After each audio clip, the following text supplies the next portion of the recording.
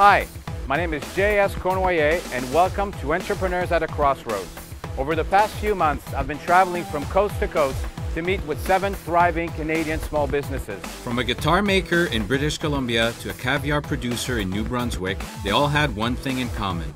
At some point on their path to success, they reached a fork in the road and their leaders made a crucial decision that helped their businesses grow.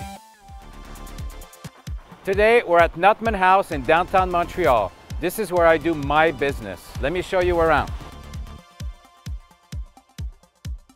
Knut House is an historical building at the center of the city. A group of people a few years ago set to create a nonprofit to buy the house and then turn it into a center for entrepreneurs in the tech sector. When the BDC came to me and asked me to be the host for the series Entrepreneurs at a Crossroads, it fit really nicely with some of the things I'm passionate about. So to me, entrepreneurship is how you form the next generation of leaders that we all need in Canada to really make this world a better place.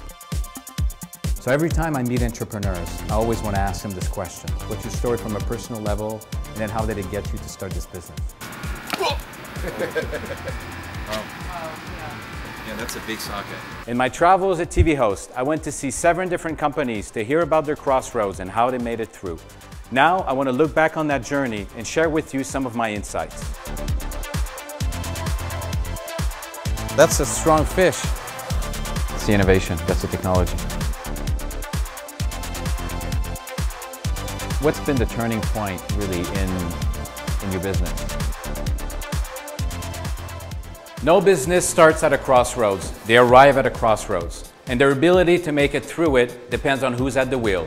And in the case of a small business, that's the entrepreneur. In my opinion, to be successful, an entrepreneur needs to have 3 basic qualities. First, they need to be passionate about the problem they're trying to solve, the business they're trying to build. Second, they cannot have fear of failure. Third, they need to have some experience in the business they're trying to start. So, what is passion and why is passion important? An entrepreneur that's building a business, well, they need to convince other people to join them. They need to convince customers to buy their products. You do that with passion. I'm passionate about manufacturing, and I'm passionate about manufacturing in Canada. I've been in it my whole life. We had the same vision, and we had the same passion. My passion is international business. Hey, that's where I want to be. When I think of all the entrepreneurs that I met over the course of the series, you know, the one that, in my opinion, was the most passionate is probably Mike from Lee's Music. Mike, passionate about music. I mean, it comes across when you meet him. And, but he was also very passionate about guitars and making guitars. This was the first prototype. I rebuilt it about 40 times. 40 times. Yeah, and my wife wanted me to spend more quality time with her. Yeah. So I took this guitar home, took the back off, and I actually used a chisel while she made me watch The Biggest Loser and chiseled out the bracing. Another of the entrepreneurs that I met over the course of the series, Frank from Great Tools, was also extremely passionate, but in a different way. For Frank, it wasn't about inventing something new. It's an industry I've loved and have a passion for, and I think success is easier for an individual and even for an organization when you have passion. Absolutely. For Frank, it was about working in an industry that you deeply cared about. I got the feeling that Frank wasn't actually working. He was enjoying himself being at Gray. It's funny, people often say, I wish I could work in my dream industry. Well, you know, I wasn't going to be an athlete, but this is my next best thing, if you would. An entrepreneur with passion will usually work on a project that they care deeply about. First months, we didn't have clients, but every day we were at the office at 9 o'clock in the morning, and we never missed a day. I'm a builder, yeah. You're a builder. Yeah. So I think there's lots of opportunity in this industry. So yeah, I don't think I'm not going to stop. Would be the general demeanor of me as an individual. Well, I definitely didn't build it to flip it. It's a very interesting business. It's an exciting product in itself. So I don't really see where the end is. You know, I think everybody has sort of a mission on what they want to go and accomplish here. I think that's what entrepreneurs are there to sort of solve the problem. Usually these problems won't be just the small problems. There will be problems that will have an impact on the world. And it's very easy to get inspired when you work for a business that's trying to make the world a better place. 3, 4. Okay, let me try. My girls would love this. It's a challenge, and I'm challenge driven, so I love it. So the second quality that successful entrepreneurs have is that they do not fear failure. And that can be counterintuitive when you think about it. Failure is something that's supposed to be bad. The problem with that is when you fear failure, you don't take any risks, and you look to optimize mediocrity as opposed to swinging for the fences. We want to make sure you're safe. Sure. Yeah, because it's hot. But I'm a risk taker. I don't mind. To me, the best example was probably Great Tools, where you have a business there that's been around for 100 years. All the business is based on that great brand, the Gray brand, which is all based on building high quality products on Canadian soil. But the entrepreneurs who came in through that crossroads decided to launch a new brand, and to compete, they could not make that product in Canada. So what they did is they went out and made a product in China to sell in Canada. Now what they did, which was very smart, is they created a different brand for it.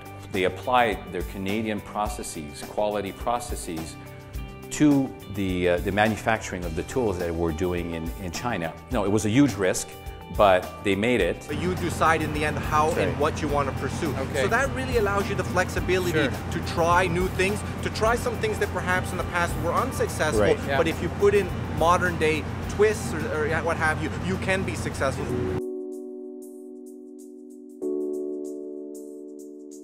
During the course of the series, we also saw different examples of failure and how failure can also meet a new start. When you guys came into the business, what shape was it in?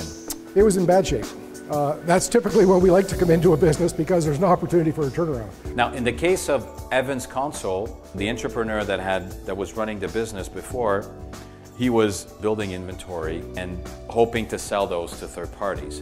So when the new buyers came in, they got rid of products and instead switched the business towards building these custom rooms that it would only build once they had orders.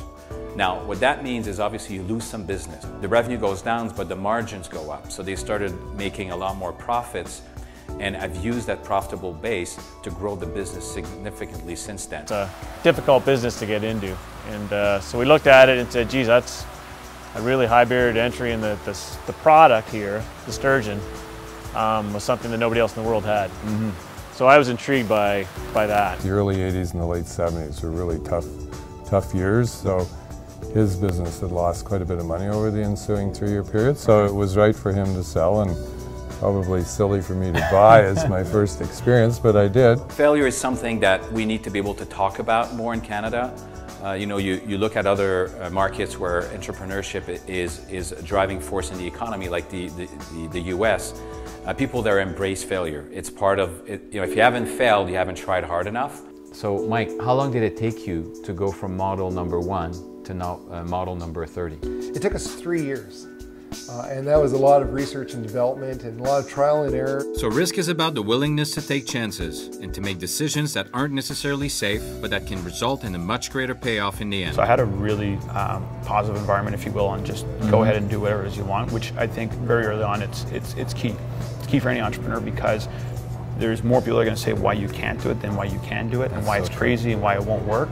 And at least, like, going back and looking to my father in particular, there was no reason why not. It was just go for it.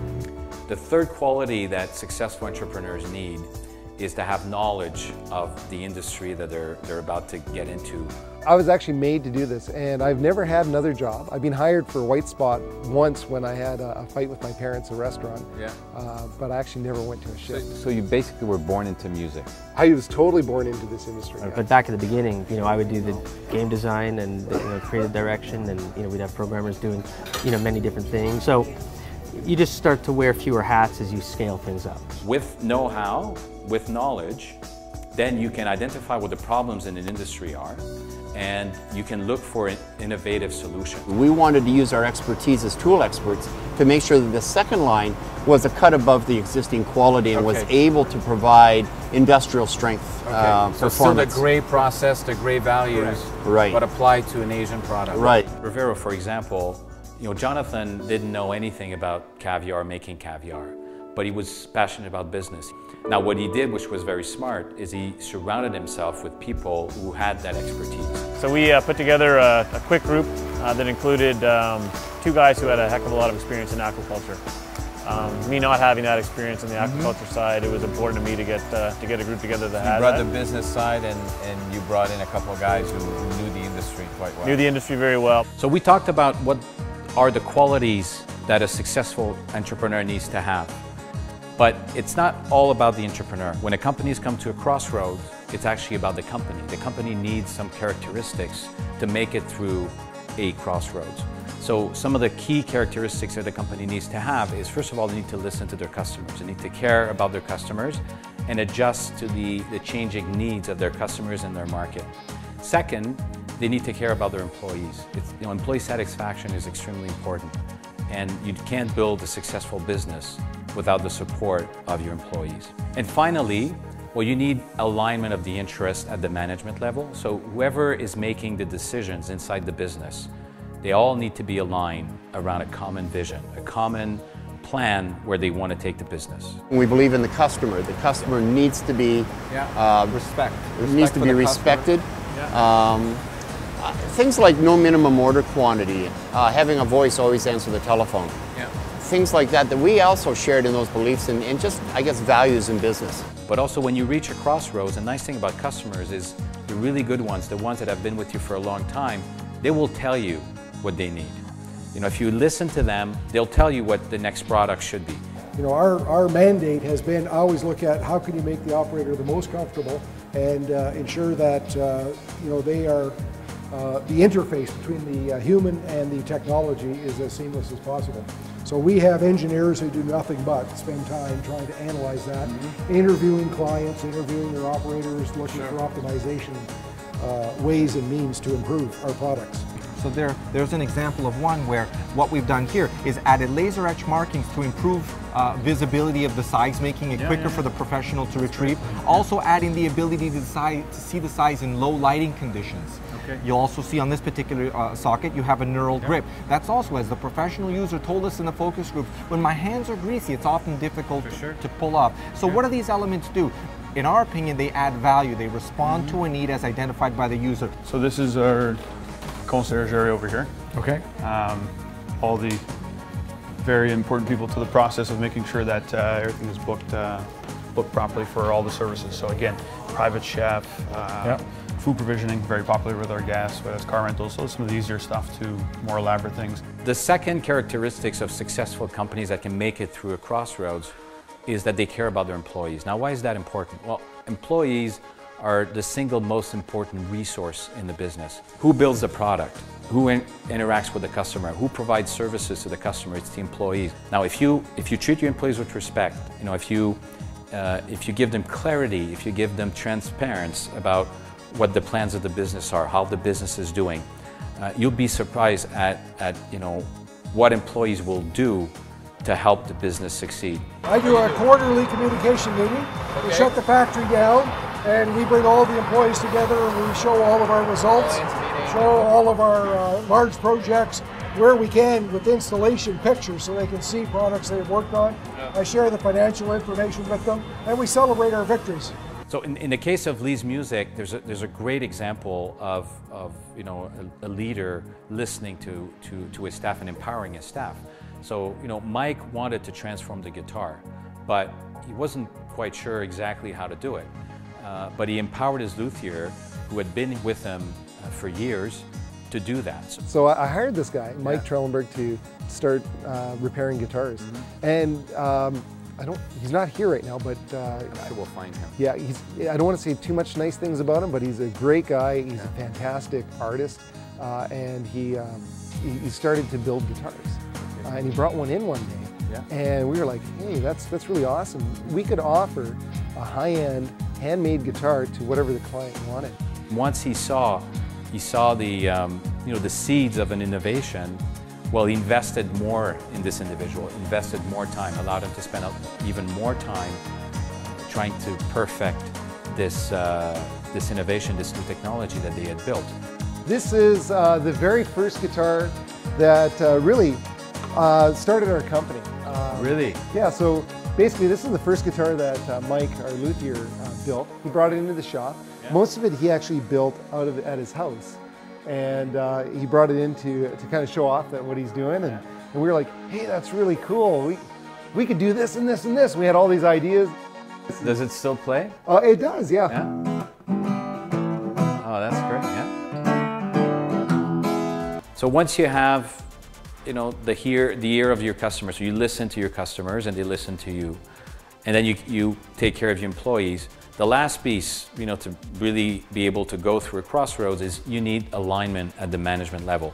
So you need everyone on the management team to agree on a plan forward and go and execute that plan. I think one of the things that transpired to create not only this partnership but friendship is a like-mindedness, a common drive to succeed, and often you have meetings and you have discussions. What do you think about, I like that idea, or I like that one. And what we found was we often had like-minded thoughts towards how to grow the business. A good example of that is Budge Studios.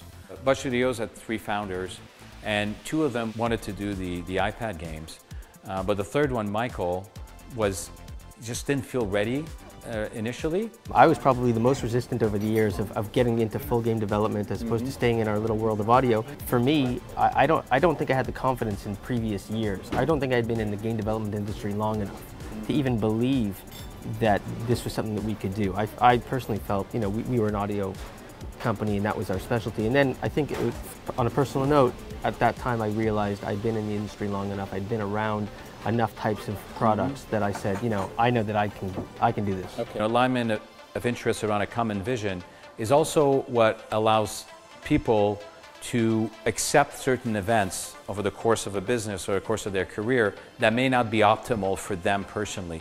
So for example, in the case of Great Tools, you know, we had 2 co-founders, Gary and Frank, that sort of came in at the same time into the business, but only one of them was promoted to president, Gary.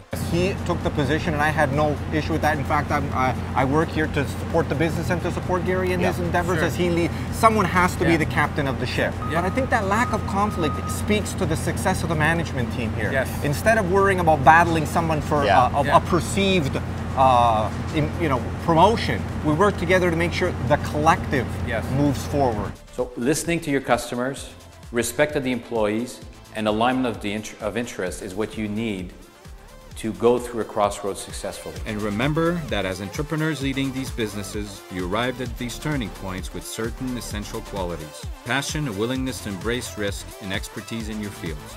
But now that you've made it through, how do you measure success? The most obvious result is growth. Oh wow, there are a lot of people here. Yeah, they keep showing up, so we put them to work. So how many people do you have now? We're about, I think we're 42 or 43 people now. Oh wow, that's amazing. There were many growth stories in the companies that we've met, and I mean, I think almost every single one of them had a growth story. So how many people do you have here? I think we have about 105 right now out of this office over here in Montreal. That's a lot. We've got about another 3 offices around the world, so combined full-time staff about 150 today. Our vision is to become a $120 million company by the year 2020. We'll get the business to about 5 tons of caviar. That'll get the business to probably somewhere in the 5 to 6 million revenue vicinity. This is it? This is it. This is the guitar that we're building for Paul McCartney. We got deals with Disney and with Lou Durham and with Warner and with Random House. That would be, depending if it's special reserve or the normal, but it would be anywhere from, say, 3,500 to 5,000 or more. As the business landscape continues to change and new challenges arise, there are sure to be more crossroads ahead for these companies. With the right leadership, they'll continue to adapt, evolve, and thrive. Thank you to all the entrepreneurs for sharing their stories with us. We wish them all continued success. Thank you for visiting Knut House. For entrepreneurs at a crossroads, I'm J.S. Cournoyer. Thank you for watching.